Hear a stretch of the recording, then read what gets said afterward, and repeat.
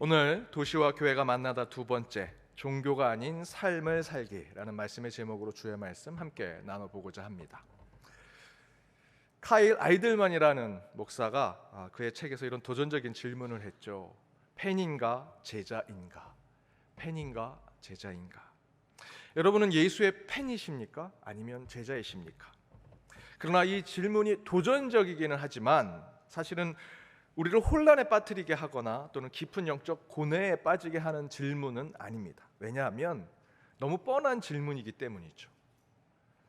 팬인가 제자인가? 당연히 이것이 우리 교회 다니는 사람들, 크리스찬들에게 질문이 던져진다면 누가 이곳에서 저는 예수의 팬이 되겠습니다, 유명 스타를 좋아하는 팬이 되겠습니다 라고 대답할 사람이 얼마나 되겠습니까? 다 제자가 되고 싶죠. 하지만 제자가 되는 것이 결코 쉽지 않으니 이 질문이 도전적인 질문처럼 들리기는 합니다. 이처럼 팬인가 제자인가 라는 질문은 사실 정확하게 얘기하면 저와 여러분에게는 의미가 없는 질문입니다. 답이 너무 뻔하기 때문이죠. 하지만 이 질문을 조금 바꿔서 여러분께 질문을 드리면 어떨까 한번 생각을 해봅니다. 이런 질문입니다. 당신은 제자입니까? 아니면 성도입니까? 사실 이 질문은 똑같은 질문이라 생각할 수 있습니다. 제자나 성도나 뭐가 다릅니까, 목사님? 똑같은 거 아닙니까? 하지만 분명히 다른 질문입니다. 또한 카일 아이들먼 목사의 팬인가 제자인가 질문보다 훨씬 더 쉽고 편안한 질문 같습니다. 답도 편할 것 같은데 여러분 한번 깊이 생각해 보십시오. 여러분 성도이십니까? 제자이십니까? 어떻게 다르지? 뭐라고 대답해야 되지? 사실 답하기 힘든 질문이라는 것이죠. 앞에서 말씀드렸던 팬인가 제자인가라는 책의 질문에 지금은 하나님의 팬으로 살았지만 이제는 제가 제자가 되겠습니다 라는 결단을 할 수 있고요, 성도인가 성도가 아닌가 라는 질문에 전에는 성도가 아닌 것처럼 살았지만 이제 성도처럼 살겠습니다 라고 대답할 수 있죠. 그러나 성도인가 제자인가 라는 질문은 그렇게 흑백 논리처럼 이분론으로 저희들이 답하거나 그에 응답할 수 있는 문제가 아닙니다. 성도와 제자는 서로 대립적인 역할이나 지위를 갖고 있지 않기 때문입니다. 우리가 그리스도인이라면 우리는 둘 다 되고자 하는 이런 삶의 목적, 신앙의 목적을 가지고 살아가죠. 성도도 되고자 하고 제자도 되고자 합니다. 저희는 더 경건한 성도가 되고 싶어 하고요, 더 훈련받고 연다받는 제자가 되고 싶어 합니다. 성도와 제자 둘 중 무엇이 되어야 한다라는 질문은 사실상 의문에 가까운 질문입니다. 하지만 실제로 우리는 한 번 정도 나는 성도인가 제자인가 라고 하는 질문에 어떻게 나는 답해야 하는가 라는 그 답에 대한 묵상을 해볼 필요가 있다는 것이죠. 왜냐하면 같으면서도 다르기 때문입니다. 그렇다면 우리가 꼭 되어야 하는 거룩한 백성, 성도와 더불어 하나님께 부름받은 제자가 된다라는 것은, 성도와 제자가 된다라는 것은 어떤 차이점을 가지고 있는 것일까? 믿음을 묻는 딸에게 아빠가 라는 책을 쓴 기독교 평신도 저술가인 정한욱 집사는 그의 책에서 이렇게 얘기합니다. 유명한 신학자나 또는 유명한 목사님의 말이 아닙니다. 여러분과 같은 평신도이시지만 목회자와 신학자보다 훨씬 더 깊은 고민과 또 성찰을 통해서 이 책을 쓰셨는데요, 이 책 가운데 이렇게 얘기하십니다. 그리스도인은 모순된 두 길을 걷도록 초대된 사람들이라고 할 수 있습니다. 저와 여러분의 삶이 모순된 두 개의 길을 가지고 살아가는 자들이라고 이야기합니다. 예수 그리스도의 십자가의 죽음이 성취한 죄사함을 통해 어떠한 인간적인 노력도 요구되지 않는 전적인 은혜로 구원을 얻은 이들을 성도라 하며, 훈련과 고난이라는 무거운 짐을 지고 먼저 십자가를 지신 그리스도를 따라 평생을 험난한 순례의 도상에서 보내야 하는 이들을 제자라 한다라고 이야기합니다. 이렇게 성도와 제자는요 엄연히 다릅니다. 정리를 해서 제가 말씀드리면 성도는 거룩한 백성이죠. 정확하게 말씀드리면 원래 거룩한 자가 아니었습니다. 저와 여러분 예수를 믿기 전 우리의 삶을 돌아서 생각해 보십시오. 저희는 거룩하지 않았습니다. 의인이 아니었습니다. 죄인이었고요, 거룩하지 못한 불경건한 자의 삶을 살았죠. 그런 자들이었으나 하나님께서 저희를 거룩하고 의롭게 만들어 주셔서, 우리를 그렇게 불러주셔서, 그렇게 바꿔주셔서 우리가 거룩한 백성이 된 이들이 되어서 성도라고 불림을 받게 된 것이죠. 그 성도라는 것은 피동적인, 수동적인 의미를 가지고 있습니다. 나 스스로 성도가 될 수 없습니다. 나 스스로 의인이 될 수 없습니다. 하나님께서 우리를 거룩하게 만들어주시고 의인이라 불러주셔서 의인으로, 예수 믿는 의인으로, 또 거룩한 백성의 성도로 살게 되었다라는 것이죠. 대신에 제자는 무엇일까? 제자는 정한욱 집사님이 정리한 대로 본다면 훈련과 고난이라는 무거운 짐을 지고 예수가 걸었던 십자가의 길을 평생 따라가는 삶을 사는 자들, 그것이 제자라고 불림을 받습니다. 그렇다면 그 제자는 사실상 능동적이고 적극적인 신앙인의 모습을 가진 자들, 그런 그리스도인이라고 할 수 있죠. 그러나 여러분, 여기서 저와 여러분과 같은 그리스도인들이 내가 성도로만 살겠다, 내가 제자로만 살겠다라고 할 수 없죠. 그저 예수 십자가와 보혈로 깨끗함을 입고 거룩한 자 된 것으로 신앙을 이어간다면, 그렇게 거룩한 백성, 하나님께서 우리를 거룩하게 만들어주신 성도로서만 살아간다면 우리는 전혀 신앙의 성숙을 이룰 수 없을 것입니다. 수동적인 신앙으로만 살아간다면, 그런 수동적인 거룩한 백성이 된 성도로만 살아간다면 그저 떠먹여주는 신앙으로만 살아갈 수밖에 없죠. 그렇다고 그 반대로 입문반, 양육반, 제자반, 사역반, 훈련의 단계 과정을 만들어서 인위적인 신앙의 단계를 밟고 올라가는 능동적인 믿음의 삶을 살아가서 저와 여러분이 성숙을 이룰 수 있을까? 라는 또한 질문을 던질 수 있습니다. 어느 교회, 어느 선교단체에서는 예수의 길을 쫓아가야 한다, 그래서 우리가 제자가 되어야 한다라는 능동적인 훈련과 연단의 과정을 만들어서 제자 훈련반을 거치면 좋은 그리스도인이 된다라고 말하기도 했습니다.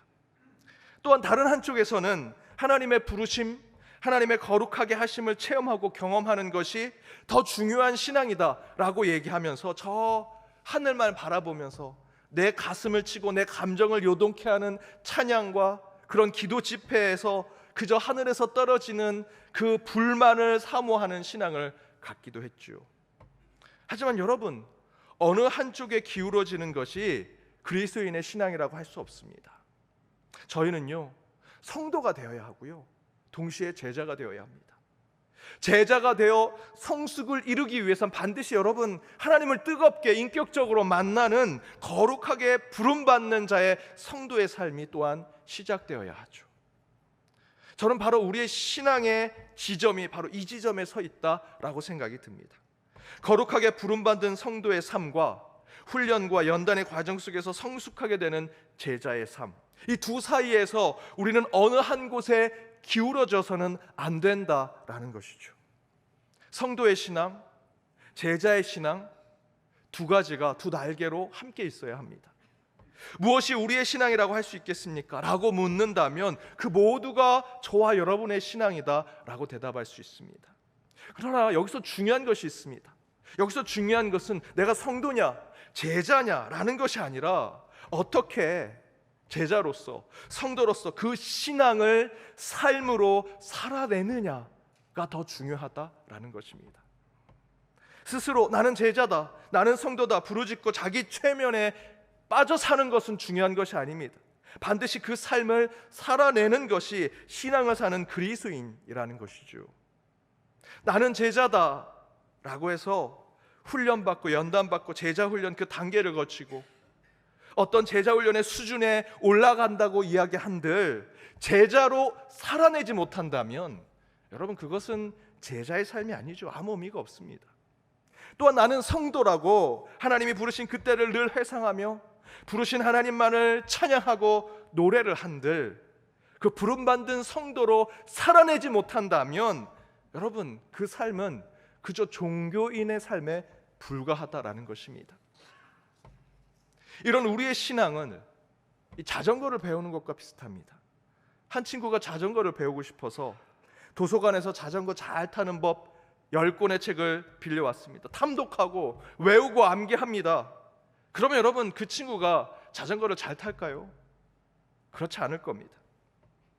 자전거를 타려면요 10권의 책을 달달 외우는 것, 깊이 파고들고 탐구하고 연구하고 이론을 빠삭하게 알고 있는 것, 그것이 아니라 책 한 권이라도 제대로 보고 직접 자전거를 타면서 수십 번, 수백 번 넘어지고 깨지고 피가 나고 눈물을 펑펑 흘리면서 자전거를 타는 훈련을 해야만, 직접 자전거를 타야만 자전거를 잘 탈 수 있는 것이죠. 전에 제 딸 아이가 자전거를 배우고 싶다고 해서 가르쳐줬던 이야기를 말씀드린 적이 있습니다. 딸 아이가 자전거를 배우고 싶다고 해서 제가 딸 아이에게 자전거 타는 법을 가르쳐 주려고 그 이론을 생각해 봤더니 제가 자전거 타는 법 이론을 배운 적이 없습니다. 책도 배운 적도 없고요. 돌아서 생각해 보니까 어떻게 자전거를 탔는지도 잘 모르겠더라고요. 그래서 제 딸에게 이렇게 얘기했습니다. 딸, 옆으로 쓰러질 것 같으면 이렇게 돌리고 이쪽으로 쓰러질 것 같으면 이렇게 돌려. 그러면 돼. 제 딸이 그 얘기를 듣고 타는데 자전거가 잘 타지겠습니까? 옆으로 가다가 넘어지고 이쪽으로 가다가 넘어지고 수십 번 넘어지고 피가 나니 그 다음 땐 저한테, 아빠인 저에게 막 화를 내면서 얘기합니다. 이렇게 아빠가 얘기한 대로 일로 가다가 이쪽으로 돌리니까 안 되고 저쪽으로 가다가 이쪽으로 돌리니까 안 되는데 도대체 그게 뭐야? 그 다음 단계를 설명해줘. 여러분, 그 다음 단계에 자전거 타는 법이 있습니까? 없습니다. 여러분, 그 다음 단계는요, 그냥 자전거를 타고 앞에 말씀드렸던 대로 수십 번 넘어지고 수십 번 무릎이 까지면서 연습하고 훈련하고 연단하면서 가다가 자전거를 잘 타는 방법밖에 없지요. 그런데 요즘 한국 교회는요, 앞에서 말씀드렸던 입문반, 그 다음 단계 성숙반, 양육반 하다 안 되니까 요즘엔 실천반이 있습니다. 실천반도 책으로 공부합니다. 5주 강의로 실천반. 여러분, 실천반은 그동안 배웠던 제자 훈련의 단계에 내 삶으로 살아내는 게 실천 아닙니까? 근데 실천반도 이론으로 공부합니다. 자전거 타는데 그 실천의 방법, 잘 타는 방법이 있을까요?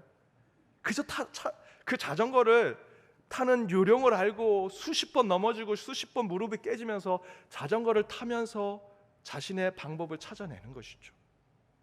저는 우리의 인생도, 저와 여러분의 신앙도 이와 마찬가지라고 생각합니다. 이런 인생을 살아야 한다.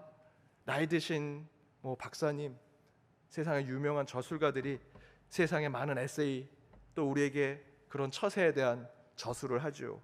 그 책을 읽고 그렇게 산들, 여러분, 그것이 여러분의 인생이 되겠습니까? 그저 여러분에게 주신 하나님의 물줄기가 있죠. 여러분의 인생의 물줄기가 다 따로 있습니다. 그 물줄기에 따라 사는 것이 여러분의 인생이죠.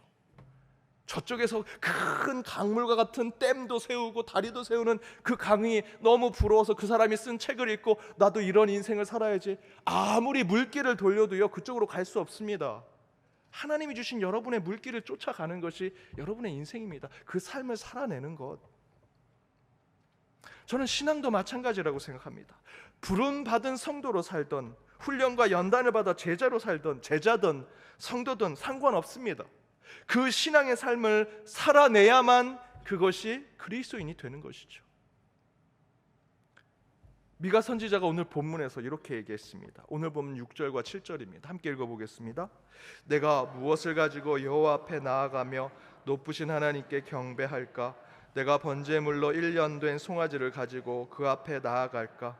여호와께서 천천의 수양이나 만만의 강물 같은 기름을 기뻐하실까? 내 허물을 위하여 내 맏아들을 내 영혼의 죄로 말미암아 내 몸의 열매를 드릴까? 당시 미가 선지자가 남유다 북이스라엘에 예언을 하는 자였습니다. 그가 그 곳곳에 이스라엘 유다 땅에서 보여주는 제사를 드리는 법, 여호와 앞에 나가서 경배하는 제사법, 1년 된 송아지 얼마나 귀합니까? 그 송아지를 드릴까? 천천의 수양, 만만의 그 기름을 하나님이 기뻐하실 거다. 곳곳에서 제사를 드리죠. 그들이 제사법을 모르는 것이 아닙니다. 어떤 제물을 드려야 될지 너무나 잘 알고 있죠. 예배자의 모습 이론으로, 머리로 다 알고 있습니다. 6절과 7절에 그 제사의 방법대로 하지 말라고 미가 선지자가 얘기하는 것이 아닙니다. 제사 드리고 예배 드리고 훈련받고 양육받고 그 모든 것 다 제대로 해야죠. 문제는 그 예배, 그 제사, 그 훈련과 그 양육, 찬양과 경배, 그 신앙을 삶으로 드러내고 있느냐, 신앙의 삶에 표현되고 있느냐라는 것입니다.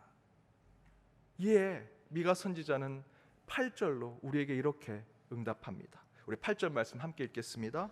사람아, 주께서 선한 것이 무엇임을 내게 보이셨나니 여호와께서 내게 구하시는 것은 오직 정의를 행하며 인자를 사랑하며 겸손하게 내 하나님과 함께 행하는 것이 아니냐. 그래, 너희들 예배하는 제사법 다 알고 있지. 어떤 제물을 드리면 가장 귀한 제물을 드리는지 모르는 사람 아무도 없습니다. 그러나 사람아, 하나님께서 너희에게 어떻게 사는 것인 것을 보여주시지 않았느냐.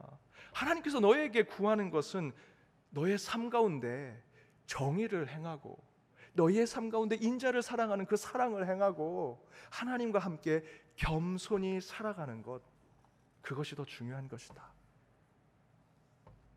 사랑하는 여러분, 나는 예배자입니다 라고 하는 찬양 너무 좋죠. 그 찬양을 열심히 부르는 것 좋습니다. 하지만 입술로 찬양하는 것에만 머무는 예배자는 진정한 신앙이 될 수 없습니다.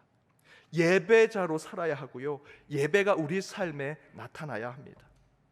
제자훈련의 입문반, 양육반, 제자반, 성숙반 하다 안 되니까 실천반까지 있는 그 과정을 거치며 제자가 되는 거 좋지요. 하지만 교회의 제자훈련 과정을 거쳤다고 다 하나님 보시기에 진정한 제자가 되는 것이 아닙니다.